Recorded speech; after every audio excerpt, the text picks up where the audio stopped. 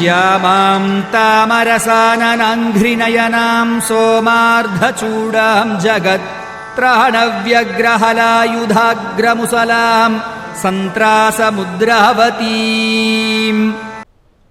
உங்கள் எல்லோருக்கும் இந்த நாள் நல்ல நாளாக அமைந்து உங்கள் மனதில் இருக்கக்கூடிய அனைத்து பிரார்த்தனைகளும் அனைத்து வேண்டுதலும் வெற்றி பெற என்னுடைய பரிபூர்ண நல் ஆசிகளையும் நல் வணக்கத்தையும் காலையிலே தெரிவித்துக் கொள்கிறேன். செவ்வாய் தோஷம், நாகதோஷம், கிரக தோஷம், பிறப்பு தோஷத்துக்கு நிவர்த்தி என்ன பலன்?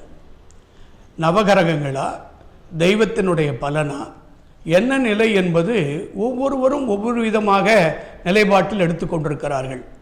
செவ்வாய் தோஷத்திற்கும் நாகதோஷத்திற்கும் நவகிரகங்கள் உண்டு. ஆனால் பிறப்பு தோஷத்துக்கும் கிரக தோஷத்துக்கும் நவகிரகங்கள் இல்லை. இதை நிவர்த்தி செய்வதற்கு ஒரே இடம், இந்த 4 தோஷம் நிவர்த்தி செய்ய மகாசக்தி பத்ரகாளி அம்மன். ஞாயிற்றுக்கிழமை ராகுகால பூஜையிலே நீங்கள் 5 மணிக்கு வந்து இந்த தோஷம் உள்ளவர்கள் வணங்கிவிட்டால் அனைத்து தோஷங்களும் நிவர்த்தியாகி திருமணம் புத்திரபாக்கியம் கைகூடும் என்பது அம்மன் அருள்வாக்கு.